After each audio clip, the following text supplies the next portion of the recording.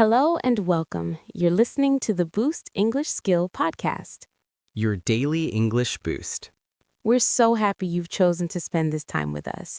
I'm Luna. And I'm John.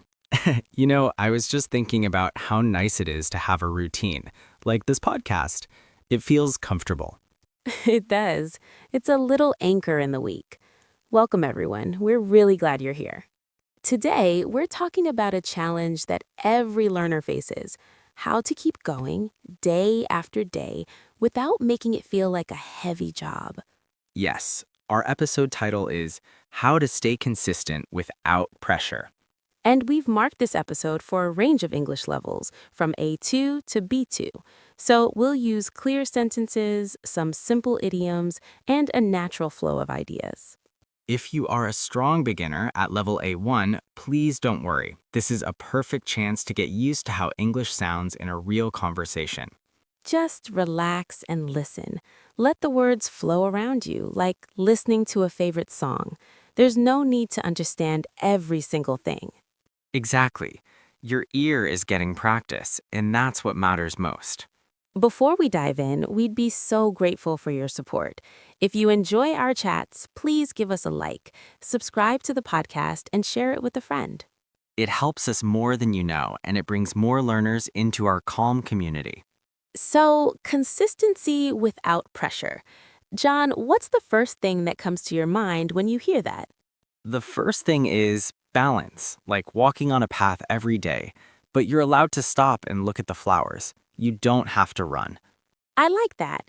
You're moving forward, but you're not in a race. The pressure often comes from feeling like we're in a race, doesn't it?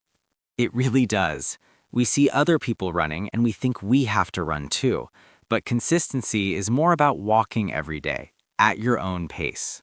So let's start by defining consistency in a new way. What does it not mean? It does not mean doing the same thing for 2 hours every single day without fail. Right. That's a recipe for burnout. That's pressure. It is. Consistency in a healthy way means regular contact.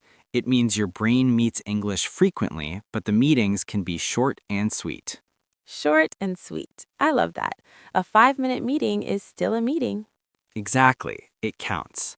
So the first step to consistency without pressure is to make the goal very, very small. Tiny, microscopic even. Yes, instead of I will study English for an hour, the goal is I will listen to one podcast episode while I make my coffee. That feels so different. One feels like a mountain. The other feels like a small, pleasant part of your morning routine. And you're much more likely to actually do it, which leads to the feeling of success, which makes you want to do it again tomorrow. That's the positive cycle. Small success leads to more small successes. It builds momentum without building stress. I think a big enemy of consistency is the all or nothing mindset. Oh, tell me about it. That's a huge one. You know the feeling. You plan to study for 30 minutes, but then you have a busy day and you only have 10 minutes. So you think, it's not enough. I'll just skip it today. And then you feel guilty, and maybe you skip tomorrow too because you feel bad about skipping today. The all or nothing mindset breaks the chain completely. One missed day feels like a total failure. So how do we fight that mindset?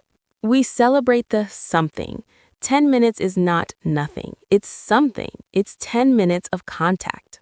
We have to see 10 minutes as a victory, a complete, perfect victory. Yes, consistency is made of something days, not just perfect days. That is such an important shift. It turns a broken chain into a chain with different types of links. Some are big, some are small, but they are all connected. They are all valuable. I'm curious, for our listeners, do you ever have the all or nothing feeling, where if you can't do the full plan, you just give up? You can tell us in the comments if you like.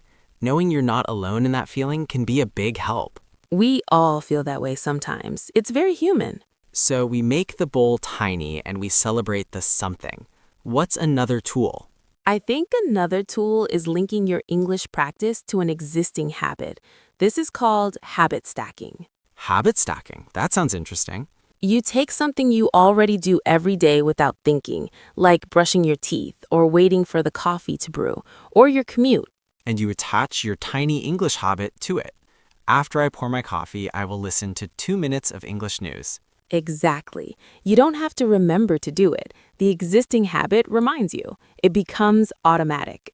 That removes the mental energy of deciding. Decision is tiring. Automation is easy. It is. And it makes English feel like a natural part of your day, not an extra task you have to fit in. So the pressure of finding time disappears. The time is already there. Right. You're just using a moment that already exists in a new way. That's a very peaceful way to build consistency. Let's talk about variety, because doing the same thing every day can become boring. And boredom is another enemy of consistency. If it's not interesting, we don't want to do it. So we need a menu of options, a little list of different tiny habits we can choose from. Yes, maybe Monday's habit is listening to a song. Tuesday's habit is reading one short news headline. Wednesday's habit is repeating 3 sentences from a movie. You wake up and you think, what feels good today? And you pick from your menu. It keeps things fresh. It feels like play, not like work. And all of it is English practice. It's all valid. It is. This is the kind of real, sustainable practice that leads to long-term improvement. It's not a crash course. It's a gentle journey. And you know, just listening to us talk about this is a form of consistent practice for you. You're here listening to English. That's so true. You're building the habit right now just by being here. Let's get into the practicalities. What does a tiny habit menu actually look like? Okay, let's build one together. John, give me one tiny habit. Okay. Listen to the weather forecast in English. Just 1 minute. Perfect. Here's another. Write one sentence in a journal about how you feel today. Nice. Another one, say hello to yourself in the mirror in English. Sounds silly, but it works. I love it. Another, change your phone's language to English for 1 hour. Oh, that's a good challenge. Another, learn how to say one thing you're about to eat. I am eating an apple. See? We just made a menu of 5 tiny habits. None of them take more than 2 minutes. And they're all different. So if you're tired of listening, you can write. If you're tired of writing, you can speak. Variety without pressure. You're still consistent because you're doing something from the menu every day. This is making me feel very relaxed about consistency. It feels possible. It is possible. It's about redefining what consistency means. It's not a marathon. It's a daily hello to the language. A daily hello. I like that. Now, what about tracking? Some people love trackers, some people hate them. Trackers can be a source of pressure. That calendar with a chain of red X's. If you miss a day, you see a broken chain. That visual can be motivating for some, but really stressful for others. So maybe we need a different kind of tracker, a kindness tracker. A kindness tracker? Tell me more. Instead of marking an X for done, you write one word about how it felt, or you draw a small circle. No X's, no broken chains, just a collection of circles. So the focus is on the experience, not the completion, on the feeling, not the check mark. Yes, your tracker becomes a journal of moments, not a judge of your performance. That's a beautiful idea. It turns the tracker from a boss into a friend. Exactly. It's there to reflect your effort, not to police it. Let's talk about the inevitable, the missed day, or even the missed week. Life happens. This is where most people give up. They think, I broke my streak, I failed. So we need a plan for getting back on the path, a restart ritual. A restart ritual? What is that? It's a tiny, super easy first step you promise to do when you come back. Something so easy you can't say no. Give me an example. Your restart ritual could be opening your English app and looking at it for 30 seconds. That's it. You don't have to do a lesson. Or listening to 1 minute of a podcast you love. Yes, the goal of the restart ritual is not to learn anything. The goal is to re-establish contact, to say, hello again, English. I'm back. That removes the huge barrier of I have to catch up. There's no catching up. There's just starting again right where you are. With zero guilt. Guilt is a heavy weight that keeps you from starting. So you forgive yourself immediately. You say, life happened. It's okay. Today I do my tiny restart ritual. And tomorrow, you might feel like doing a little more. Or you might do the ritual again. It's all progress. This is so important. Consistency over a year is more important than consistency over a week. A few missed days in a year are nothing. They are just rest days. They are part of the journey. I think we need to address the role of community again. Having someone to share your tiny win with can be powerful. It can. A friend who says, "Hey, I listened to a song in English today too." That feels good. It normalizes the small effort. It makes it feel valuable. You're not alone in your quiet little practice. That's why we always invite comments. We want to be part of your community. We want to celebrate your tiny wins with you. So if you try a tiny habit this week, come tell us about it in the comments. Did it feel good? Was it easy? We would love to know. It inspires us and it inspires other listeners. Let's talk about adjusting your plan. Your life changes. A busy season at work, a new baby, a vacation. In those times, your tiny habit might need to become even tinier, a micro habit, What's a micro habit? something that takes less than 1 minute. I will say one English word out loud when I wake up.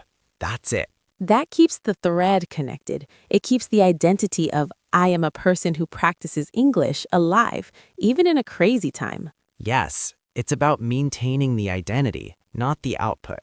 The output can get very, very small for a while. And when life calms down, you can gently make the habit a little bigger again. No big leaps, just small adjustments. This is the opposite of the boom and bust cycle. That's where you study for 4 hours one day, then nothing for 2 weeks. That cycle is full of pressure. Our way is steady and calm, like a slow heartbeat. A slow, steady heartbeat of learning. That's a lovely image. It is. Now, what about motivation? We can't always rely on feeling motivated. True, motivation comes and goes, but a tiny habit is so small that you don't need much motivation. You just need a tiny bit of willingness. You can say, I don't feel motivated, but I can do this for 1 minute. It's almost easier to just do it than to argue with yourself about it. That's a good point. The negotiation in your head takes more energy than the 1 minute habit. It really does. So you just do it. And often doing the tiny habit creates a little bit of motivation for the next day. Action creates motivation more often than motivation creates action. That's a powerful idea. Just start the tiny action and let the feeling follow. So we've covered redefining consistency, tiny habits, habit stacking, a variety menu, kindness trackers, restart rituals, and micro habits for busy times. It feels like a complete toolkit. And the best part is, there's no one right way. You mix and match what works for you. That's the key, personalization. Your consistency should fit your life, not fight against it. It should feel like a gentle rhythm, not a strict rule. I think we are coming to the end of our main conversation, but before we wrap up, let's each share one tiny habit we're doing this week. Oh, that's a good idea. John, you go first. Okay, my tiny habit this week is to name the color of one thing I see every time I make tea. In English, of course. Blue cup, green plant. I love that. It's so simple. My tiny habit is to listen to one old song from my childhood, but find the English version. That's a beautiful one.